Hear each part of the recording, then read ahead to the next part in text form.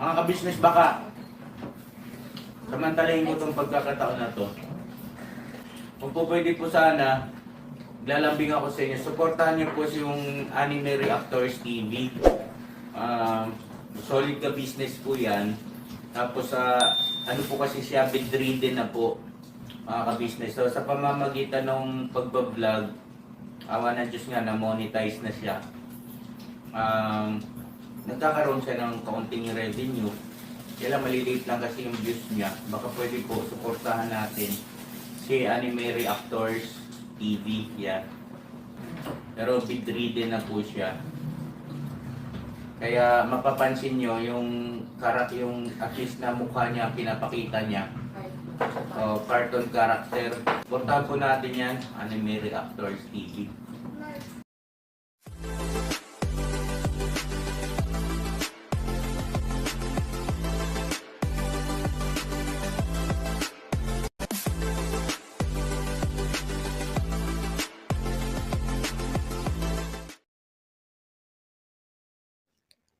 Hello guys, mapagpalang araw po sa ating lahat. Narito pong muli ang inyong lingkod, Anime Reactors TV. At sa mga hindi pa po nakaka-subscribe dyan sa aking munting channel, ay baka pwede naman pong makipindot na po ng subscribe button. At makilike and share na rin po ng aking mga video. At patuloy din po natin suportahan ang Mag-amang Ka-Business Official at Papa Dins TV. At ganun din po yung kanilang second YouTube channel na Ka-Business Family. Yun, panibagong araw, panibagong reaction ulit tayo guys. At for today's video po, ay gawin po natin ng reaction. Itong muling pagbalik o pagbisita ng mga kagwang dito kay Tatay Manuel. At ito nga po ay pinapuntahan nitong si Ka-Business. Dahil itong si Ka-Business ay sa ngayon po ay hindi makapag-mission. Dahil ito nga po ay may nararamdaman o masama ang pakiramdam. Kaya naatasan dito ni Ka-Business na pumunta dito kay Tatay Manuel para hatidan ito ng ayuda na isang sakong bigas nga po at isang box na grocery ay itong tatlong kagwang na sila Intoy, Bay at Bugi. At ito nga guys, pinuntahan nila Intoy, Bay at Bugi itong si Tatay Manuel doon sa kanyang bahay para ito'y kumustahin na rin. At nandating nila dito ay nabutan nilang itong si Tatay Manuel ay nagagayak para magpatimbang ng kanyang mga napulot na kalakal. At bago nga po tuloy yung magpatimbang itong si Tatay Manuel ng kanyang mga kalakal ay in-interview muna ito nila Intoy. Kinumusta muna nila itong kalagayan ni Tatay Manuel dito. At dito nga ay nagbukas itong si Tatay Manuel kung ano yung kalagayan nila doon. At nabanggit nito na yung kanyang anak ay ilang araw nang hindi makapangalakal o makapamasura dahil nga may sakit daw ito. At nabanggit din dito ni Tatay na tila ba nawawala na siya ng pag-asa sa buhay dahil siguro sa hirap ng kanyang dinaranas araw-araw, dahil ang ikinabubuhay lang naman talaga nito si Tatay ay itong pamumulot ng kalakal, na eto nga sa loob ng 2 araw na kanyang pamumulot ng kalakal sa katirika ng araw ay hindi niya alam kung magkano yung aabutin pa nung kanyang naipon na kalakal na yon, na nung araw nga ngayon ay balak na niyang ipatimbang. At nabanggit din dito ni Tatay na yung kanyang gamot na sulbutamol, yun po yung pambala o panlagay dun sa nebulizer, na yung gamot na yon ay ubos na daw. At minsan nga daw ay bumibili siya, ay pagkulang yung kanyang pera ay dinadagdagan na lang. Maaring nung binibilhan niya, siguro nagmamagandang loob na rin para dagdagan na lang o ihusto na lang yung gamot ni Tatay. At matapos ngang ma-interview nito sila Intoy, ito si Tatay, matapos na malaman itong tatlong kagwang, ito nga si Intoy, Bay, Papaya at Bugi, ang kalagayan dito ni Tatay, ay nag-volunteer sila na samahan na lang si Tatay doon sa pagpapatimbang nito ng kanyang kalakal. At yung kalakal nga na naipon ni tatay sa looban ng 2 araw ay minabuti na lang nilang isakay dito sa kulong-kulong na daladala nila upang ito si tatay ay hindi na nga po magtulak ng kariton para magpatimbang ng kanyang kalakal. At nung dating nila sa junk shop, nung maipakilo na nila itong kalakal ni tatay, ay umabot lang ito ng 123 pesos. Yung 2 araw na pinaghirapan ni tatay sa pamumulot ng basura, sa pamumulot nitong kalakal na ito, sa katirikan ng araw, ay umabot lang ng 123 pesos yung kanyang napagbentahan dito. Na kung tutuusin, kung ito ilalaan niya doon sa gamot, na sinasabi nga niya na wala na siyang gamot na Solbutamol, ay kulang ito guys. Kulang itong 123 pesos na ito. Dahil magkano na yung gamot? Tapos, syempre, hindi lang naman yung gamot ang kanyang kailangan. Dahil kinakailangan din niyang bumili ng pagkain nilang mag-ama. Sa bagay kung tutuusin, dahil nga pumunta dito sila Intoy, yung si Bay at si Bugi nga, para maghatid ng ayuda na pinabibigay ni Ka-Business dito kay tatay, ay hindi na po problemahin ni tatay ang pambili ng bigas. At meron na nga rin itong grocery. At ang grocery na ito ay may laman na pang-ulam, na mga instant na pang-ulam, katulad nga ng noodles at mga dilata. Kumbaga, hindi na po problemahin ni tatay yung pagkain nila sa araw na yon at sa mga susunod na araw. At yung halagang 123 pesos na yon ay pwede na niyang ilaan sa kanyang gamot.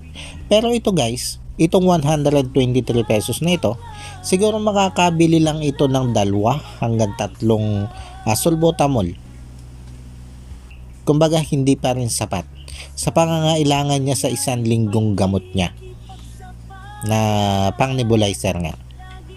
Ito kasi guys, itong Solbutamol na ito'y talagang inire-reseta ng mga doktor o inire-rekomenda ng mga doktor na pambala nga po dito sa nebulizer para sa mga pasyenteng may hika tulad ni tatay, o di kaya dun sa mga pasyenteng may pneumonia o nahihirapang huminga nang dahil sa plema. Talagang inire-reseta o inire-rekomenda ito ng doktor na ito talaga yung pambala o panlagay dito sa nebulizer. At dahil nga ito si tatay ay may asthma o may hika, ay talaga namang kailangan ito ni tatay. Kailangan ito si tatay ay lagi may stock o meron itong Solbutamol na ito. Dahil syempre hindi maiiwasan na hingalin ito si tatay. Dahil nga doon sa pagod niya sa kanyang araw-araw na pangangalakal. At eto nga, matapos nila magpatimbang ng kalakal nitong si tatay, ay inihatid nitong sila Intoy, itong si tatay dun sa kanyang tinutuluyang bahay, na kung saan ay nandun din yung kanyang anak. At dito nga ay ibinigay na nitong sila Intoy itong ayuda na ipinapadala ni Ka-Business, itong 1 sakong bigas nga at itong 1 box ng grocery. At yung pagkabigay nila Intoy dito sa ayudang ito ay muli nilang in-interview itong si tatay, kasama na nga itong anak niya. At dito ay muling sinabi ni tatay na tila ba nawawala na siya ng pag-asa. At ang isang sinabi kasi dito ni tatay ay gusto sana niyang maipaayos yung kanilang tinitirhan. Kaya lang ay sa sitwasyon kasi nila tatay ay mahirap na maipaayos itong kanilang tinitirhan. Dahil nga nakitirik lang sila dito. Kumbaga, hindi nila sarili yung lupa na tinitirikan nila. At ang alam ko ay ito'y sakop ng pag-aari ng gobyerno dahil ito'y nasa tabi ng kalsada o mismong nasa sidewalk. Kaya hindi talaga advisable na ito ipaayos. Dahil pag nakita ito ng gobyerno na ito pinapaayos at parang kumbaga ginagawa ng permanente dito, ay maaaring ito ipademolish din lang o ipatanggal. Dahil makakasagabal naman talaga ito dito sa daanan. Kaya sayang din kung ang magiging desisyon dito nila ka-business ay ipaayos itong tirahan ni tatay. Ngayon guys, pagkatapos interviewin nila Intoy, ito si Tatay Manuel at itong anak niya, ay nagpaalam na rin itong mga kagwang na umalis o umuwi na. Dahil nga nagawa na nila yung misyon na iniatas sa kanila ni ka-business. Kaya lang guys, medyo nakulangan ako sa ginawa nitong sila Intoy. Dahil kung babalikan natin guys, doon sa unang approach nila kay tatay, yung unang pagkausap nila dito kay tatay, dito pa lang ay nagsabi na si tatay kung ano yung hirap ng kanilang dinaranas. Dito nagbukas na si tatay na yung kanyang gamot ay ubos na. At nagsabi na rin dito si tatay na siya ay tila nga nawawala na ng pag-asa. At nagpayo pa nga kayo dito, lalo na itong si Intoy. Pinayuhan niya dito si tatay na huwag mawalan ng pag-asa. Totoo naman yun. Hanggat may buhay, may pag-asa. Kaya okay ang payong ito ni Intoy. Ngayon, batid din itong tatlong kagwang na ito na ang napagbintahan lang ni tatay ay halagang 123 pesos lang. At ang sabi pa nga nila dito ay nakakaawa itong si tatay. Dahil yung 2 araw nga niyang pinagtrabahuhan o pinagkalakalan ay ito lang yung napagbentahan nitong si tatay. Sabi pa nga dito ni Bay, nakakaawa ang kalagayan dito ni tatay. Alam nila na wala ng gamot si tatay. At siguro naman batid din nila na yung 123 pesos na yon ay hindi talaga sasapat para sa pangangailangan ni tatay kahit sa gamot lang. Ngayon ang inaantay ko dito guys, nung habang kausap nila itong si tatay doon sa kanilang bahay kung saan ay inihatid na nga nila ito si tatay, matapos silang magpatimbang ng kalakal ni tatay, ang hinihintay ko dito yung bumunot itong 3 kagwang na ito, yung mag-ambag-ambag man lang sila doon sa halaga man lang halimbawang 500 pesos. Halimbawang itong si Bay Papaya at itong si Intoy ay tig 200 at itong si Bugi ay 100 pesos at inabot nila kay tatay. Malaking tulong na yon para kay tatay. Yung halagang 500 na yon, makakabili na siya dun ng pang 1 linggo niyang gamot na yun nga Solbutamol na yon. Yun yung inaasahan ko sana. Yun yung hinihintay kong gawin nitong sila Intoy. Dahil batid naman natin na nung nakaraang araw lang, nung nakaraang vlog lang ni ka-business, ay nagkaroon na sila ng konfrontasyon para dito sa pagkukusa. Yung pagkukusang loob na bumunot man lang sila galing sa kanilang bulsa para maging ambag. Hindi lang naman yung sa usapin kay ka-business kundi pati yun sa mga tinutulungan ni ka-business. Kumbaga, dahil nasa linya sila ng pagtulong, dapat naka-mindset na yun sa kanila na kahit hindi nila kasama si ka-business ay hindi na sila mag-antay ng utos, hindi na sila mag-antay ng paalala, magkusan loob na lang sila. Nasabi ko nga, yung 200 kay Intoy, 200 kay Bay, 100 kay Bugi, malaking tulong na yun kay tatay. At hindi yun malaking kabawasan sa mga budget nila. Dahil alam naman natin na may kalakihan ang sinahod na mga ito nitong nakaraan sahudan lang. Kahit itong si Bay at Intoy na nga lang sana ang nagambagan, yung tig 250 sila na may abot dito kay tatay. Malaking tulong na sana yung kay tatay. Diba guys? Sabi ko nga kung si ka-business lang ang kasama dito sa paghahatid ng ayuda na ito at nalaman ni ka-business na wala ng pambili ng gamot si tatay, tapos 123 pesos lang yung kinita ni tatay sa kalakal, mahina na dito ang 1,000 iaabot ni ka-business para pambili ng gamot nito si tatay. Malamang mag-abot pa itong si ka-business ng pang-extra nitong si tatay bukod sa pambili ng gamot. Ito yung hinahanap ko dito kay Laintoy. Ito yung hinahanap ko dito sa mga kagwang na ito.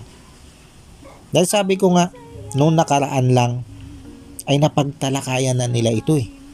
Natalakay na nila ito. Itong pagkukusang loob na mag-abot man lang galing sa kanilang sariling bulsa. Yun naman kasi guys yung tinutukoy doon sa pagkukusang loob na pag-aabot galing sa sarili nilang bulsa ay hindi lang naman yun dito kay Laka-Business ka, kundi pati nga ito dito sa mga tinutulungan nila ka-business o sa kanilang mga mai-scout. Lalo na nga ang lilinyahin din ng kanilang mga channel, batay na rin naman sa kanila, ay yung pagkakawang gawa, yung pagtulong. Ngayon, paano kayo tutulong kung wala sa mindset nyo yung mga ganitong bagay? Yung sa mga ganitong pagkakataon ay hindi nyo man lang maisip na bumunot ng kahit tigto 200. Nasabi ko nga kahit itong si Intoy at si Bay na lang, dahil napakalaki ng pinera nitong sahudan. Ano ba naman yung tigto 50 pesos? Yung ba'y malaking kabawasan na sa kanilang sweldo o naging pera nitong sahudan? Yun lang naman yung punto ko. Sa inyo Intoy, Bay, o sa lahat ng kagwang, sana naman tumatak dun sa isip at puso nyo yung ginagawang pagtulong nila ka-business. Sana may adapt nyo din yan ng buong buo sa bawat isa sa inyo. Kumbaga, yung pagtulong ay wag nyo na lang iasan lahat kay ka-business. Yung kung hindi sila ka-business ang gagalaw, kung hindi sila ka-business ang magkukusa, o hindi magiging atas sa inyo ni ka-business, ay hindi nyo gagawin. Sana naman ay tulong yan yun ng matutunan. Yung pagtulong na nanggagaling talaga sa inyong mga puso. Yung may pagkukusa na kayo sa mga ganitong sitwasyon. Sana ito reaction video kong ito. Sana pag napanood nyo ito ng mga kagwang, sana maging daan na rin ito doon nga sa pinupunto ko na sa mga ganitong sitwasyon dapat matalas yung inyong isip. Dapat matalas yung inyong mga inisyatiba. Sa ganito mga sitwasyon nga, hindi na kailangan na manggagaling pa kay ka-business na oy, Intoy, Bay, o kung sino mang mga kagwang. Bumunot naman kayo, magkusa naman kayo na tulungan yung ating kababayan na nakikita naman natin na talagang kinakailangan ng tulong. Hindi masamang mag-ambag. Hindi masamang magbigay.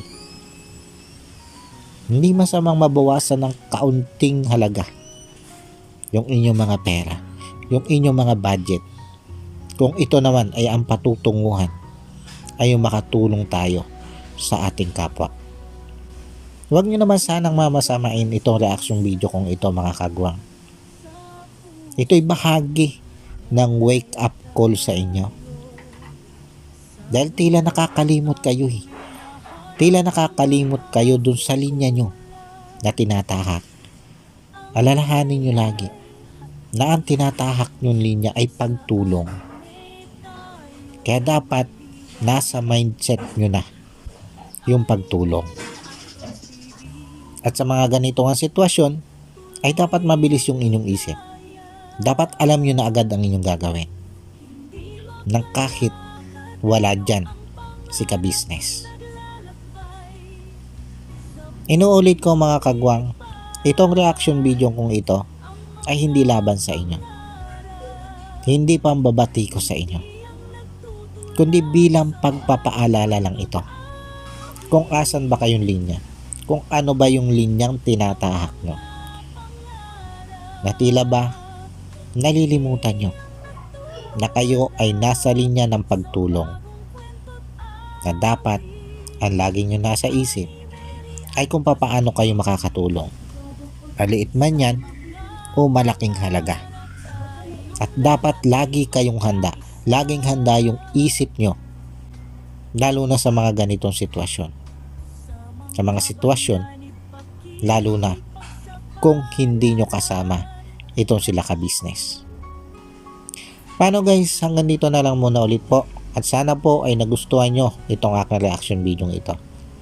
At maraming salamat po sa patuloy pong sumusuporta at wala pong sawang nanonood sa aking mga video.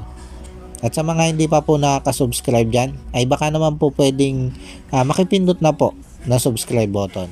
At makilike and share na rin po ng aking mga video. At yun, bago po tayo magtapos, ay gusto ko lang pong i-shout out itong si Ma'am Nerissa ng New Jersey. Shout out po sa inyo, ma'am. At maraming salamat po sa patuloy nyo pong pagsuporta at sa patuloy nyo pong panonood sa aking mga ina-upload na video. At shoutout din po dito kay Ma'am Elena Capillo. Ma'am, maraming salamat din po. Dahil isa po kayo sa patuloy na nag-aabang ng aking mga ina-upload na video. At shoutout din po dito kay MK Inday Okray. At ganoon din po sa aking mga kasamahang reaktor dito kay Ka-Business Official at Papa Dins TV. Na sila Taong Gala, Ma'am Ana Lisa Reality Vlog, Ma'am Fleurs Channel, Alminda Mix Vlog, Kalingap Turak, at Katangay PLC. At pasuyo na rin po na makisuportahan po itong aking mga kasamahang reaktor na ito. At muli po, maraming salamat po at God bless po sa inyong lahat. Anime Reactors, shoutout po. Suportahan natin yan si Anime Reactors TV. Yan, pakisupport po natin. Siya po ay isang bedridden na mga ka-business. Check nyo po yung kanyang YouTube channel, Anime Reactors TV. Siya po siyang bedridden na, ayan, kahit papano nakakagawa-gawa siya ng mga reaction video patungkol sa Ka-Business Official. Suportahan po natin para kahit papano magkaroon siya ng revenue. May magamit siya sa pambili-bili man lang ng gamot. Ano po mga ka-business.